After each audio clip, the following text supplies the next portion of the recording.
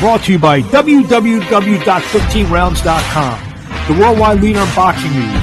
Also, Abrams Boxing PR Media and Broadcasting, the industry standard for boxing media relations and play-by-play broadcasting.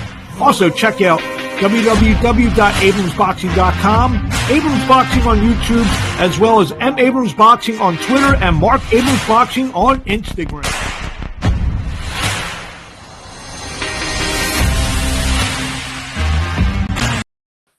Hello, boxing fans out there. This is Marc Abrams, and welcome to another edition of the Abrams Boxing Show. We'll be joined later in the show by featherweight Edward Vazquez, who fights in the co-feature of ShoBox, a New Generation, live this Friday night from Topeka, Kansas, and live on SHOWTIME. Let's just get right to it. Some of the results of the past weekend. This past Saturday night in San Antonio, Texas, O'Shaquie Foster became the WBC Super Featherweight Champion of the world with a 12-round unanimous decision over former two-division world champion Ray Vargas. Foster now 20-2 with 11 knockouts. Vargas follows the 36-1, 22 knockout scores were 119-109, 117-111, and 116-112 for O'Shaquie Foster, who rose up the ranks after a couple disappointing losses on ShoBox. I actually worked with his former promoter, GH3 Promotions, and he at times he showed that championship ability earlier in his career, and a lot to get excited about. Then there was a couple uneasy performances. He went through some personal issues. A couple years ago, he got himself right, and that championship pedigree and that championship, those skills that people saw early on in his career came to fruition on Saturday night. He is now the WBC 130-pound super featherweight world champion. He's a nice guy, O'Shaquie. Quiet, a little quiet in his demeanor, but he, like I said, right now he's a world champion, and he stands to, get some pretty significant fights over the next year or so. So, congratulations to O'Shaquie Foster for winning the world championship this past Saturday night live on SHOWTIME. The undercard saw former world champion Mario Barrios. News now, a welterweight. He had his welterweight debut about a year and a half ago, when he fought Keith Thurman. Scored an 8th-round stoppage over Gervonta Santiago. Barrios is now, what's his record now? It doesn't even say his record now. I didn't write it down. But he was winning every round. He broke down Santiago. Santiago now 14-3, 110 knockouts, as he did a nice job. And, in the welterweight division, I expect Barrios to, to kind of, maybe get another decent fight on SHOWTIME. And, we could see him back in the mix, sooner than later. The television opener saw heavyweight Lanier Perot go to 9-0. He made his got a 6 stoppage win as he stopped Victor Faust. Faust now 11-1 in round 8. Faust was hurt. He actually hurt Perot in round 3, but then Perot came back and he started getting back into the fight, and then Perot hurt him really badly in round 8. It's funny, Faust was up 68, 65, and 67 on 2 cards. Perot was up 68, 65 on the 3rd card. So the fight was in the balance until Lanier Perot kind of surged ahead and scored the 8th-round stoppage.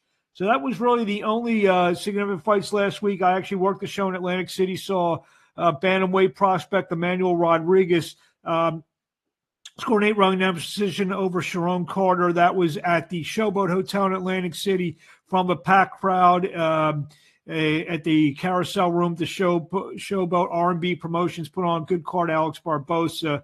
So take a look for Emmanuel Rodriguez, who I believe is now about 13-0 now, to kind of climb up the rankings. This Saturday, live on the Zone, in what people are hailing to maybe be the first fight of the year candidate, or a leading fight of the year candidate. Lee Wood defends the WBA featherweight title against Mauricio Lara. That's going to be a war. 2 guys who just come forward. Lara is an animal. The Bronco, he's just an all-action, violent fighter, as I like to say. And that's going to be a terrific fight for as long as it lasts. I'm leaning towards the road warrior Mauricio Lara, who's going to be traveling all the way to England, and he's not adverse. He beat Josh Warrington in England. So I like Mauricio Lara in that fight on Saturday afternoon live in England. Saturday night, the Zone is an offering. Luis Nery takes on Azat Hovhannisyan in a WBC super bantamweight elimination fight. Again, two guys who like to come forward. So both main events on the Zone, the afternoon and evening sessions, figure to be terrific fights, and I look forward to watching them on Saturday night. Actually, when I get back, because I'll be broadcasting a fight live on ProfitsPlus.com. Dylan Price, the undefeated bantamweight, takes on Gilbert Alvarez. Price Promotions, $24.99. Look for that on Profits. That's PROFETS.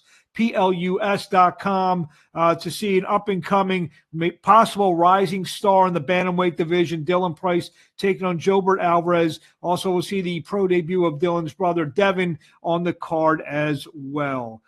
Friday night in Topeka, Kansas, ShoBox, a new generation, offers up a triple header in the main event. Ardrell Holmes takes on Ismael Villarreal. The co-feature will see Misael Lopez take on Edward Vazquez, and Kurt Scobie, a fighter I see now in New Jersey, former highly regarded running back, played at Fresno State, then at Azusa Pacific, will be in the televised opener. But the one I'm looking forward to the most is the co-feature bout between Misael Lopez taking on Edward Vazquez. And earlier this week, I had a chance to talk to the Fort Worth, Texas native Edward Vazquez, and this is how it went. Now joining me on the line is featherweight Edward Vazquez, who takes on Misael Lopez this Friday night live on ShoBox, a new generation on Showtime from, of all places, Topeka, Kansas. Not exactly the boxing hotbed capital of the world, but Topeka, Kansas. Going to have a lively crowd in the arena on Friday night. Edward, what's happening? Not much, man. Just getting done with my evening workout and, just zoning in, clocking in, man. We're not too far out now, about 3 days out. So, just trying to stay focused. Got this call about a month ago or so to take this fight against Lopez. What's he bring to the table? I believe the last time he was on ShoBox was his only defeat. I think he got stopped by Jordan White, if I'm not mistaken. In that lone appearance. So what does he bring to the table? Man, well, first off, he brings a good win over Orlando Gonzalez. And so beating him, will show the featherweight division that I'm no one to play with, and I'm sure they know that already. But he brings some skills, and he brings some grit, and he's got some momentum on his back right now, and he's in a good training camp. So in my eyes, like I've been telling everyone, I look at him like the best featherweight in the world right now, and that's how I'm training for him. That fight, is at 129 pounds. I see on his record, he's fought as high as 142 pounds. Is that holy shit? I don't. What's that? I said, holy shit! I didn't know that. Well, yeah, it says here on his box track, I do believe, about 6-7 fights back. He may have been out. He may have been out of shape, overweight for that fight, for all we know. But it was an off the beaten track fight, so it wasn't it wasn't one of those big fights here. 142 against 418 Richard Flores in Westminster, Colorado. So it doesn't. I don't know. It's very out of character. So something tells me it was an out of shape 142. He's a fat ass. That's what he tells me. That's what that tells me. What you saw? I'm sure you saw the Gonzalez fight. You saw the Jordan White fight. Like you said, that's almost a tale of two fights. He coming off a great win, and the other fight was a disappointing loss. And like I know you said you're treating him like he's the best featherweight in the world, but did you see some common traits that you can exploit that he used even in the winning effort? Overall, he's very skilled, and I expect him to bring a little bit better package and a different package this time. Now that he's with, I believe he's changed trainers. He's training with Manny Robles, so Manny Robles is a little bit more seasoned, and I think he's going to have him stand inside the pocket and want to bang a little bit more. So I'm expecting a little bit different package, but at the end of the day, I believe I have more dog in me, and when things start to get ugly, you always revert back to what you've been doing, and I think what he's been doing is being more of like a boxer puncher, and I have a lot of success versus guys like that, and if he wants to stand on the inside and bang, even better. So we have an answer for everything he wants to bring to the table, and we'll just let it play out. 2-0 since I'll just be blunt. Your bullshit loss to Raymond Ford a couple fights ago, win over Jose Arguello. You came to my hometown of Philadelphia. Then the big win over Edward Slavinsky in California. What in the last couple fights, what's been the difference? Man, the difference has been just the amount of focus since the Ray Ford fight. I believe I did a lot of good things in the Ray Ford fight, but also I feel like there were some things that I could have done a lot better.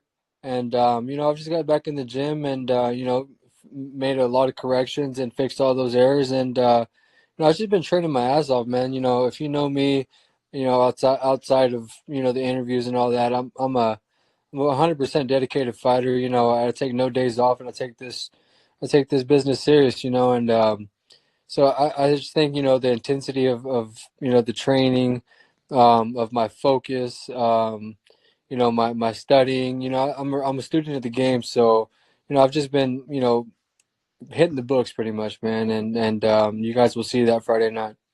Do you feel, and I know we've probably said this even about the Irvin Gonzalez fight or the Ford fight or Slavinsky fight, you feel this is the opportunity? ShoBox, it's your first time on ShoBox, but as everyone knows, ShoBox has been such a gateway platform for so many fighters that, they have that impressive performance on ShoBox. It's almost like the lighting of the match. You have an impressive performance on ShoBox. It kind of catapults you to, whether it's another big ShoBox appearance or on Showtime Championship Boxing, a huge opportunity. Is this the way you're looking at it? Yeah, absolutely. I think a win over Lopez will catapult me into title contention by the end of 2023. Hopefully, I never, like I said, I'm not overlooking him. In my eyes, he's the best 126 pounder in the world. So, I got to get through him. But once I get through him, man, I think, one of those top 10 guys will set their eyes on me or set their target on me. And, hopefully we can make something happen. Maybe it'll be Ray Ford. Obviously you guys are, he's got a fight. He's, I believe, fighting Jesse Magdaleno, and you're doing your thing. Is that a fight that you think needs to happen, whether it's a year, 5 years, 10 years from now, whenever that may be? Is that a fight that needs to happen again? Absolutely. I think his legacy would be stained if he doesn't run it back with me. I don't think there's an interview he's able to have or a conversation he's able to have, maybe even with his mom, without them bringing me up. So, I think eventually he'll have to run it back with me.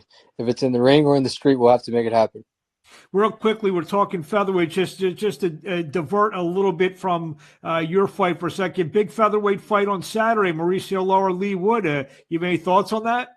Yeah, man. I think Mauricio Lara is gonna go in there and take it to Lee Wood. Take nothing away from Lee Wood. He's a good fighter. He had a good win versus Mick Conlon. That was an all-out war. But I think Mauricio Lara just like I said earlier about me and Lopez, I think he just has more dog in him, and I think that's going to make the difference here.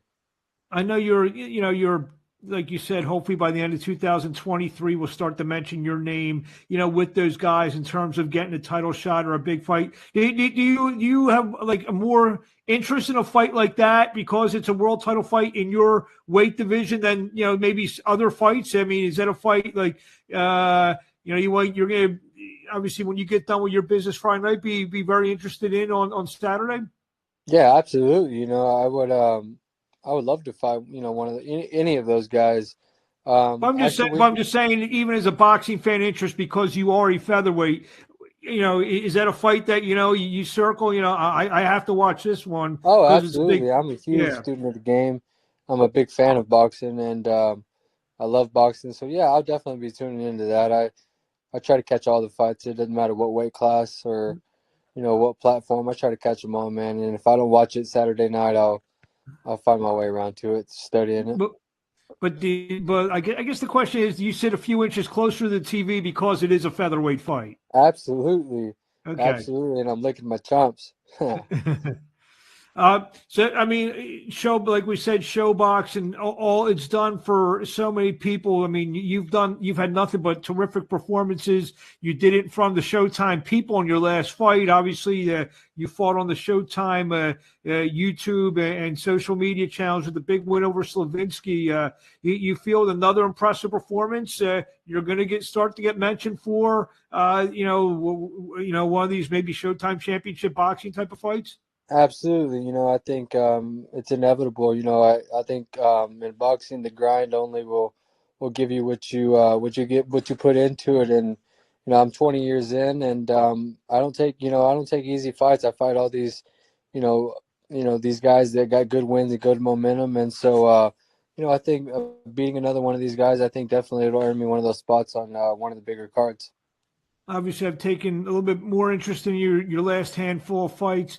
Just 3 knockouts and 14 wins. I feel that your power is a little bit underrated because you love to stand in there and bang, and you do throw a lot of hard shots. You think fighters may sleep on that when they look at what's on the paper? Yeah, possibly. But, that comes with the territory, and like I said, I don't fight bums, and so I'm not one of those guys that was able to have, the first 10 fights or 10 layups. It wasn't that way for me. I had to, I had to go on the road and earn these wins, and so that's why you don't see the padded record on my record. So yeah, they might overlook my power, but at the end of the day, that's not all I have either. I'm not just a come forward fighter or a power puncher or just a boxer. I'm a little bit mixture of everything. I'm an adjustable fighter, so they can see it however they want, and come fight now. You never know what I'm going to bring to the table, man. Well, Friday night he's going to try to ply his trade and show the world what he's all about. Edward Vazquez. Final thought. What do you want to tell the fans out there before we let you go? I appreciate all the support. South side of Fort Worth, baby, we're here, and I'm here to make some noise and look for me to dog this guy out, man. I think in the late rounds he's gonna try to find a way out of this, man, and he won't want to be in there much longer. Good time for boxing in Fort Worth. I think just announced today that Virgil Ortiz be defending his world title, I believe, in Fort Worth on April 29th. I Yeah, think it's in Fort Worth. Arlington actually, which In is Arlington. yeah, not very far from me. I know you. I've asked you this question before, but you got Virgil, you got yourself, you got Errol Spence, and Frank Martin. I know has been trained down there. The good boxing climb in the Dallas. That's Yeah, we North actually, Texas, right? Anthony Joshua just moved out here too. He's And training out here Anthony now too. Joshua with Derek James. Yeah, so there's a lot of good noise coming on out here, but you If I'm know, not mistaken, you were in the gym one day and he showed up. Is that correct? yeah, he was. Guy's huge, man. But it's just in Texas. We don't play boxing, and there's a lot of momentum going on down here, and you know that Texas smoke, man. Everybody wants a piece of it. Well, I know you've been in. Maybe you give us a little insight too. You can play boxing pundit for a second. You've been around Derek James. Yeah, he's not your trainer, but you've been in that gym thousands of times, I would imagine. Derek James, Anthony Joshua. What do you think that marriage will turn out to be? Man, I think that's going to be a great relationship. I think Derek James is a very very good coach, a very strict coach, a very knowledgeable coach, and I think Anthony Joshua needs someone like that that's going to be hard on him, doesn't allow him to kind of slack off or make any silly mistakes, and I think he's going to take him back to basics, and he's going to really put some real boxing tools into his arsenal, and not just some. I don't know. He's had good coaches before, but Derek James is different, man, and he pushes you to a different level. And I think that's something what Anthony Joshua has been lacking so far. That's a heck of an audition to be a boxing commentator. I like it. Good, thorough analysis by Edward Vazquez here. So yeah, when the boxing in the ring is done, I think you might have a future talking about fights. But I know you got about maybe 15 to 20 more years of boxing in you. Edward Vazquez, thank you for a few minutes of your time. Best of luck on Saturday, and of course, we'll talk to you along the way. Thank you, man. I appreciate it. Here you have it, Edward Vazquez, getting the big opportunity this Friday night live on ShoBox and New Generation, live in Topeka, Kansas, live on Showtime. Some news of the week. The undercard is set for this Saturday night's DAZN fight. We mentioned before, Azad Hovhannisyan and Luis Nery. The co-feature will pit Sugar Shane Mosley Jr., 18-4, 10 knockouts in a 10-round bout against Mario Lozano, 33-10. 33-10, 24 knockouts. Also, we'll see flyweight Ricardo Sandoval and some other fighters under the Golden Boy stable. Unbeaten super featherweight Joe Cordina has a chance to regain his IBF 130-pound world championship when he takes on Shavkatsan Rakhimov, 17-0 and 114 knockouts at the Cardiff International Arena in Cardiff, Wales. That will take place on April the 22nd and live on DAZN. Middleweight Chris Eubank Jr. Will force his rematch clause with Liam Smith. Smith knocked out Eubank on January 22nd. Eubank wrote this morning, I activated my rematch clause, and his promoters, Wasserman, this was done happy, and he wished Liam Smith a happy Valentine's Day. So that's always interesting.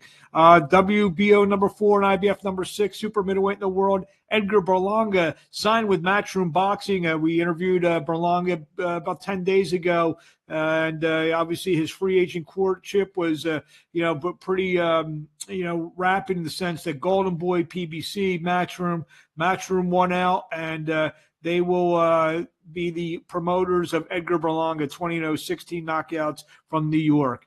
Tekken Promotion announced that sensational prodigy Tenishan Nasukawa. He's going to have his pro boxing debut. He was the guy who Floyd Mayweather fought in Japan a couple years ago in an exhibition star, a popular kickboxing star. He will take on Yuki Yamaha on April 8th. That fight will be in conjunction with a championship doubleheader. I would say Kenshiro Tajiri defend his WBC and WBA 100-pound world championship against WBO champion Jonathan Gonzalez. Also WBA number 2 Takuma Inoue and number 3 Laborio Solis will vie for the vacant WBA bantamweight championship. So 2 world title shots. So that show's going to be on ESPN Plus. We'll get the early start time, probably sometime 3, 4, 5 in the morning in the eastern part of the United States.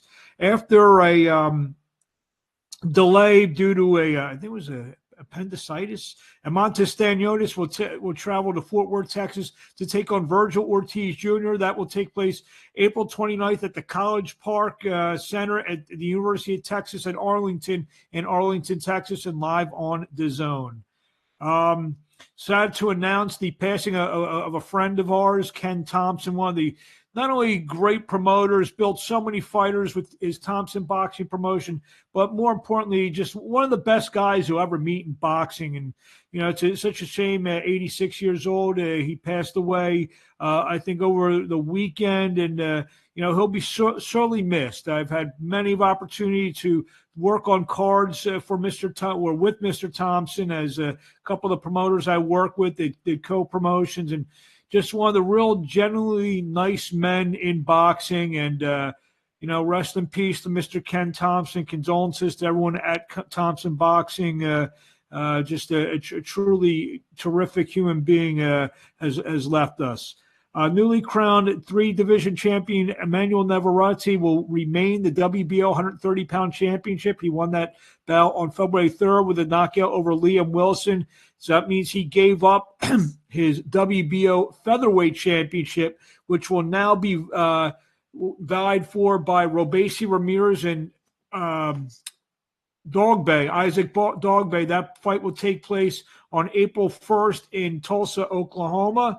Robeson and Dogby will top an ESPN Plus card at the Hard Rock Hotel and Casino in Tulsa, Oklahoma. King's Promotions will be back at the Wind Creek Event Center on March the 10th. The main event, Julian Hammerhands Rodriguez. Julian Williams on my mind. Julian Rodriguez, 21-1, 14 knockouts, taking on Kayshawn Hutchinson, 10-5, 2 KOs. Hutchinson looks like to be an interesting. We will be doing. We'll be showing his interview very shortly. WBA has ordered the title fight between Gennady Golovkin and Arislandi Larov as part of their consolidation of their middleweight championship. And finally, Unified Super Bantamweight champion Mirajan Akhmadali of 11-0, 8 knockouts, will defend his title against Marlon Tapales. That will take place in San Antonio, Texas, part of the Jesse Bam Rodriguez, Christine Gonzalez flyweight title fight. Also on the card, two other pretty good fights. We mentioned Raymond Ford, who's the nemesis of Edwin Vazquez. He will take on former world champion Jesse Magdaleno, and also super featherweight Thomas Gunnerman Matisse will take on Ramiro Cessna. That's our show for the week. I'd like to thank Edwin Vazquez for joining us, and we'll be back next week with the reviews of all the fights this weekend, and we'll preview a big night of boxing for next, or a big weekend of boxing for the week of the 24th, 25th, and so forth and so on. I'd like to thank everyone for joining us, and we'll see you next week.